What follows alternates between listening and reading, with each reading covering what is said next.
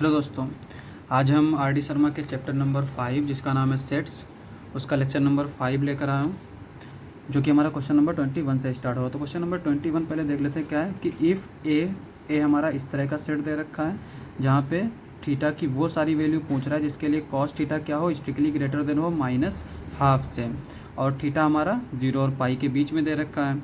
B में क्या दे रखा है कि थीटा की वो सारी वैल्यू जो साइन थीटा जो है जिसके लिए ग्रेटर देन हो 1/2 से, वो भी स्ट्रिक्टली ग्रेटर देन हो, जो कि हमारा थीटा कहाँ से कहाँ दे रखा है, π/3 से पाई के बीच में दे रखा है। तो पहले हम ये सेट देख लेते हैं ए और बी जो है वो किस तरह के होंगे, फिर हम ऑप्शन चेक करेंगे कि ए इंटरसेक्शन बी क्या आएगा, ए यूनियन बी क्या आएगा, और दो ही में दे रखा है ए इंटरसेक्शन बी और ए यूनियन बी। तो करते हैं। अब देखो ये ए सेट और बी सेट हमारे इस तरह से दे रखे हैं, ठीक है। तो अब यहाँ पे देखो, सबसे पहले हम कॉस थीटा का ग्राफ बना के देखते हैं। कॉस 0 क्या होता है, 1 होता है, तो यहाँ से स्टार्ट होगा, और कॉस π/2 क्या होता है, 0 होता है, तो यहाँ पे ख़त्म हो जाएगा, और इस तरह से ये चलेगा, ठीक है। और कॉस पाई क्या होता है हमारा, -12 होता है, तो यहाँ तक हमें चूँकि इंटरवल में यहीं तक वैल्यू दे रखी है 0 से पाई, तो हम यहाँ तक का ग्राफ कंसीडर करते हैं। देखो कॉस थीटा जो है वो स्ट्रिक्टली ग्रेटर देन -12 है, और हम जानते हैं कि कोई भी नंबर कुछ खुद से जो है स्ट्रिक्टली ग्रेटर देन नहीं हो सकता, ठीक है। तो इसका मतलब थीटा की वो वैल्यू कंसीडर नहीं करेंगे जिसके लिए हमारा ये -12 आता हो। अब हम देखो कॉस थीटा, ये अगर हम थीटा को रखें π/3 तो ये हमारा क्या आता है, हाफ आता है। कॉस π/3 हमारा 1/2 होता है। इसमें हम क्या करते हैं, माइनस से मल्टीप्लाई कर देते हैं। अब हम जानते हैं कि कॉस π/3 कब आता है, जब कॉस पाई -π/3 हो, ठीक है।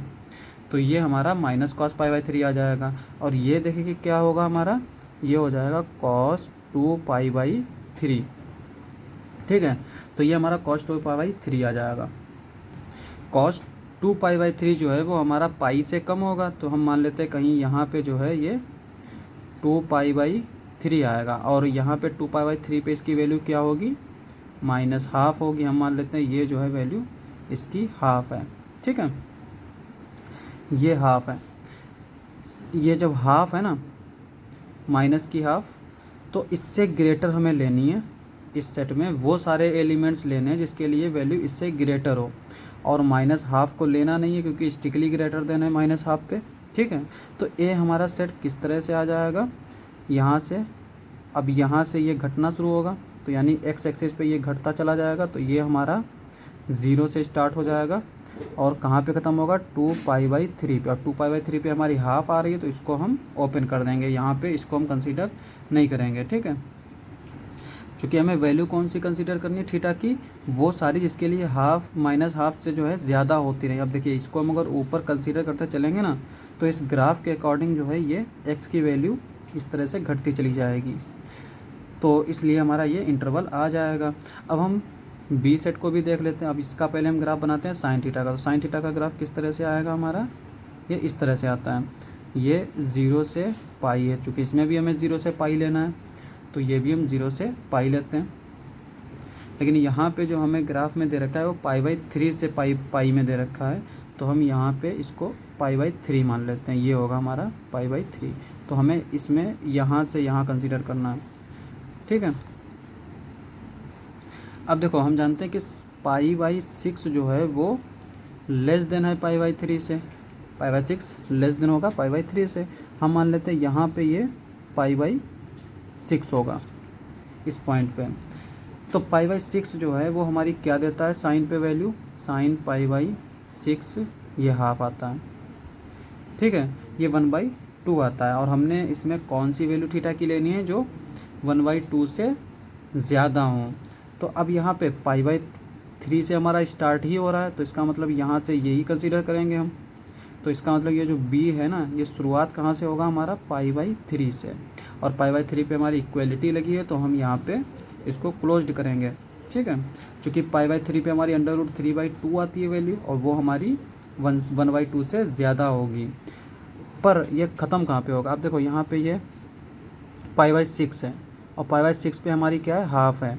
तो अगर हम इस पर एक लाइन ड्रॉ करें ना, तो जो हाफ है ना 1/2, वो हमारी इससे इस लाइन से ऊपर वाली वैल्यू ही रहेंगी, ठीक है। यानी इस पोर्शन को हमें इधर से हटाना पड़ेगा, तो ये वाली वैल्यू हमें फाइंड आउट करनी है। अब यहाँ पे देखो ये π/6 है, π/6 पे क्या है, हाफ है, तो यहाँ पे ये भी जो घटेगी ना, ये π/6 ही घटेगी, तो पाई में से π/6 हम घटा देते हैं। ये क्या आ जाएगा हमारा 5π/6। तो ये इंटरवल कहाँ तक जाएगा, 5π/6 तक जाएगा।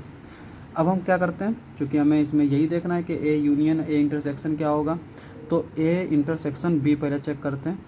ए इंटरसेक्शन बी अगर हम चेक करें, इसको अगर हम लाइन पे ड्रॉ करें तो पहले 0 आएगा, उसके बाद में π/3 आएगा, उसके बाद में 2π/3 आएगा, फिर आएगा हमारा 5π/6। तो अब यहाँ पे हमें इंटरसेक्शन में कौन सी वैल्यू लेनी पड़ती है, जो दोनों में कॉमन हो। तो दोनों में हमारी कॉमन कौन सी वैल्यू होंगी, देखो यहाँ पे इसमें 0 नहीं है, यहाँ π/3 से स्टार्ट है और π/6 तक जाता है ये बी वाला इंटरवल, और ये वाला 0 से 2π/3। तो कॉमन इंटरवल हमारा कौन सा आया, ये वाला पोर्शन।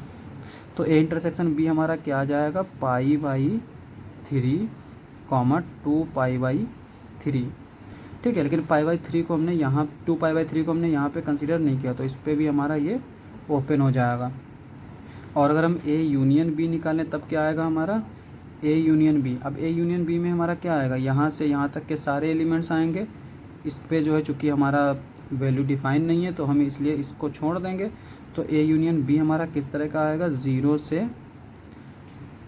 से 2π/3 पे ये ओपन हो जाएगा, यूनियन फिर 2π/3 से 5π/6 इस पे क्लोज हो जाएगा।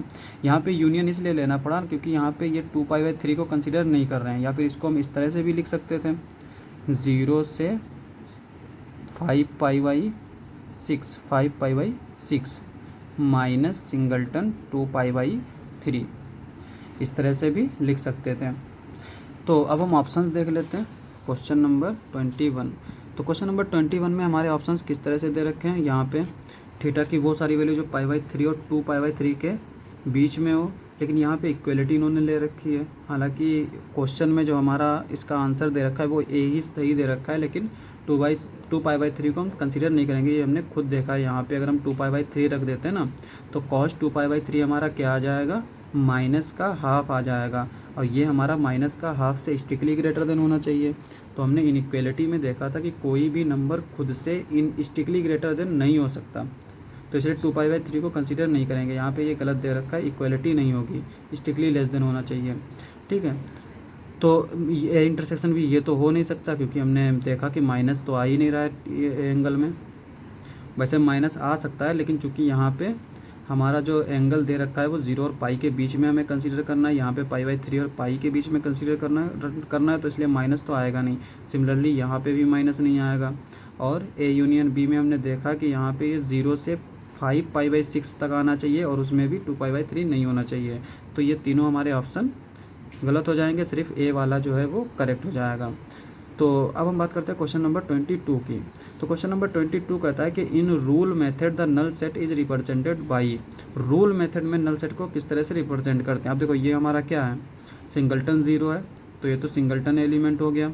ये हमारा फाई क्या है, ये हमारा एम्प्टी सेट है, ये नल सेट है, लेकिन ये नोटेशन है, रूल मेथड नहीं है, ठीक है। जो रूल दे रखा हो, रूल हमारा रूल मेथड क्या होता है, यही इस तरह से रूल मेथड कहते हैं इसको। यानी यहाँ पे रूल दे रखा है और उसके आगे यहाँ पे एलिमेंट दे रखा है, उसके आगे रूल दे रखा है, ठीक है। तो ये रूल रिप्रेजेंटेशन में हमारा एम्प्टी सेट का नल सेट जो है वो इसी सी ऑप्शन सही हो जाएगा। डी नहीं सही हो सकता, डी इसलिए नहीं सही हो सकता क्योंकि हर नंबर खुद के इक्वल होता है, ठीक है।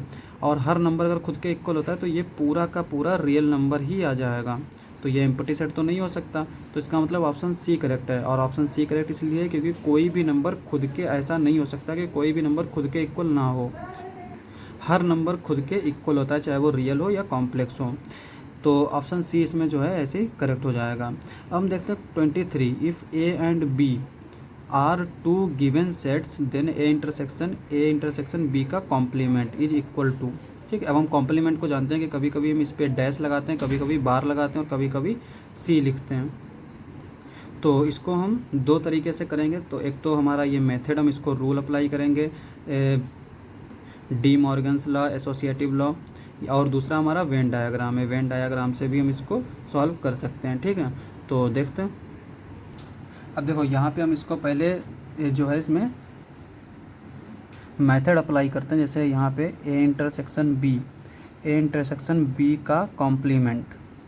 डी मॉर्गन्स लॉ क्या कहता है कि ए इंटरसेक्शन, अगर यहाँ पे ए इंटरसेक्शन बी का कॉम्प्लीमेंट ले रहे हैं या फिर ए यूनियन बी का कॉम्प्लीमेंट ले रहे हैं, तो क्या होता है यहाँ पे इसको हम चेंज कर देते हैं। अगर इंटरसेक्शन है तो यूनियन ले लेंगे, यूनियन होगा तो इंटरसेक्शन ले लेंगे, और कॉम्प्लीमेंट हर सेट पे लगा देंगे। तो यहाँ पे A complement union B complement आ जाएगा, ठीक है।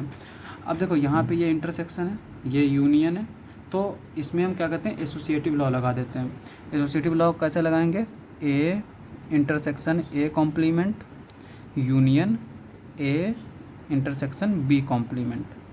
और इसको याद करने का तरीका क्या है कि हम इसको प्लस माइनस में ज़्यादा तरीके से याद कर सकते हैं। जैसे अगर लिखें ए बी प्लस सी, ठीक है, तो यहाँ पे ये डॉट है, ये प्लस है, तो अब हम प्लस और डॉट को इसी तरह कंसीडर कर लेंगे। जैसे यहाँ पे अगर इंटरसेक्शन दे रखा है तो इसको हम डॉट मान लेंगे, और यहाँ पे यूनियन दे रखा है तो इसको हम प्लस मान लेंगे। और ये जानते हैं क्या होता है, A into B plus B into सी।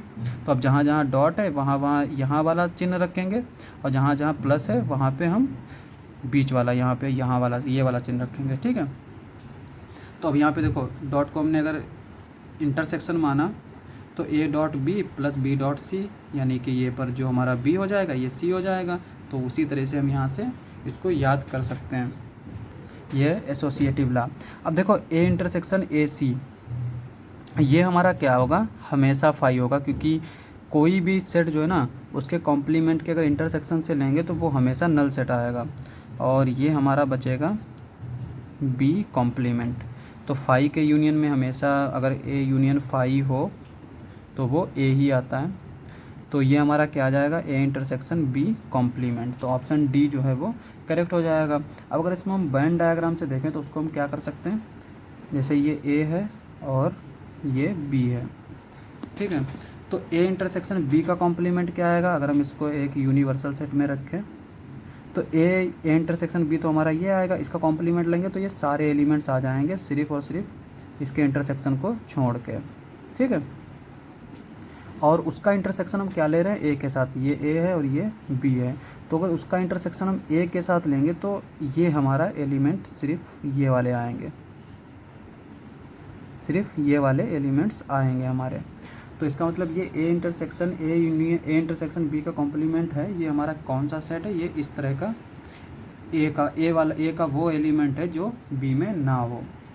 अब देखो यहाँ पे हम देख सकते हैं कि ये ए तो हो नहीं सकता, क्योंकि इसमें ये वाले एलिमेंट्स गायब हैं जो कि ए के भी हैं और बी के भी हैं। बी भी नहीं हो सकता क्योंकि ये वाले एलिमेंट गायब हैं। फाई नहीं हो सकता क्योंकि ये हमारा ए में एलिमेंट्स हैं।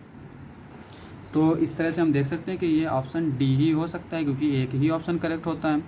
लेकिन हम इसको भी देख लें तो ए इंटरसेक्शन बी कॉम्प्लीमेंट, अगर हम इसको भी यूनिवर्सल सेट में बना लेते हैं तो ये हमारा क्या है, ए, और ये हमारा क्या है, बी। तो अगर हम बी का कॉम्प्लीमेंट देखें तो ये सारे एलिमेंट आएंगे, यहाँ तक ही आएंगे सारे, ये सारे एलिमेंट्स आ जाएंगे जो बी में ना हो, ठीक है। ये नहीं आएंगे, एक ए के भी वो एलिमेंट नहीं आएंगे जो बी में हो। और अगर बी का कॉम्प्लीमेंट ये निकला और उसका इंटरसेक्शन अगर हम ए के साथ लेंगे तो सिर्फ और सिर्फ हमारे पास यही एलिमेंट बचेंगे। तो देख सकते हैं कि ये दोनों हमारे सेम हैं। तो इस तरह से हमारा ऑप्शन डी जो है वो करेक्ट हो जाएगा। हम बात करते हैं क्वेश्चन नंबर 24 के बारे में। तो क्वेश्चन नंबर 24 कहता है कि if A is equals to X, ये रूल मेथड है, X is a multiple of 3। ये जो x है ना ये 3 का मल्टीपल है, यानी 3 इंटू एन कर सकते हैं। n हमारा नेचुरल नंबर हो जाएगा या इंटीजर हो जाएगा। And b x is a multiple of 5, then a minus B is. तो ये हमारे 4 ऑप्शन दे रखे हैं, इसको भी देख लेते हैं। अब देखो यहाँ पे हमें चूँकि a minus B find out करना है, ठीक है। तो a माइनस बी का मतलब क्या होता है, a के वो सारे एलिमेंट जो b में ना हो, यानी a के वो सारे एलिमेंट जो b में ना हो। x belongs to a such that x does not belongs to b। तो a के वो सारे एलिमेंट जो b में ना हो, इसका मतलब क्या हुआ कि यही रूल हुआ अगर वेन डायग्राम से देखें।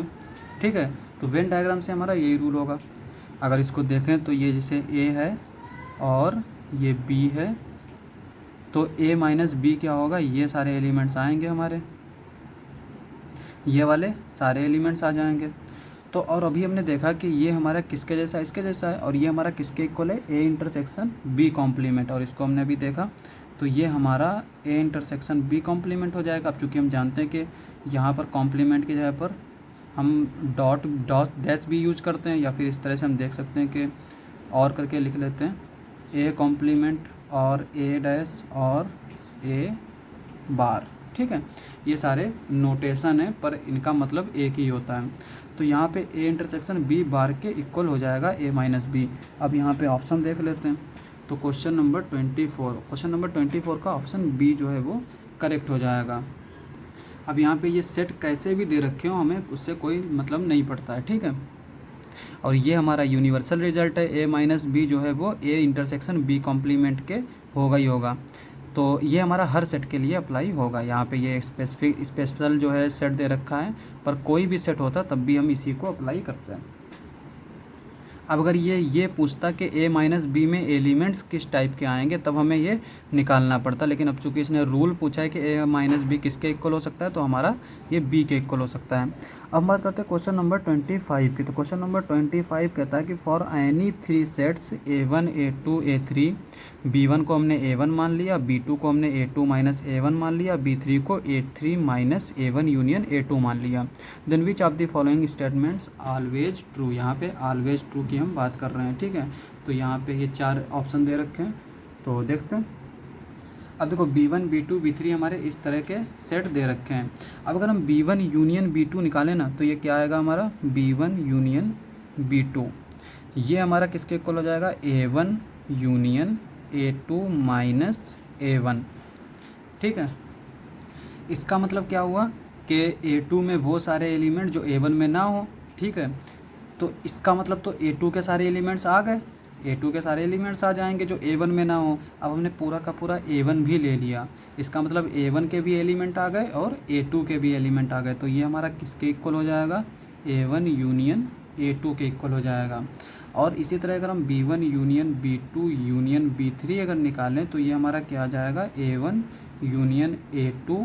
ठीक है, और यूनियन B3 हमारा क्या दे रखा है, A3 minus A1 union A2। अब देखो A3 के वो एलिमेंट जो A1 यूनियन A2 में ना हो। अब देखो A3 के तो सारे एलिमेंट आ जाएंगे, जो A1 यूनियन A2 में ना हो वो सिर्फ रह जाएंगे। अब हमने A1 यूनियन A2 को भी ले लिया, तो इसका मतलब ये हमारा किसके इक्वल हो जाएगा, A1 union A2 union A3। तो ये दोनों हमारे सेट क्या हो गए, ये इक्वल सेट हो गए। तो यहाँ से हम देख सकते हैं कि B1 union B2 union B3 जो है वो A1 union A2 union A3 के इक्वल होगा। हमने ये प्रूव कर लिया। यहाँ पे आप कोई भी चीज़ देख सकते हैं जो कि मिस्टेक नहीं हो रही है कुछ भी। अब यहाँ पे देखो B2 हमारा क्या है, ये हमारा होगा सबसेट किसका, A2 का, A2 का सबसेट होगा, A2 के ही एलिमेंट इसमें बचेंगे।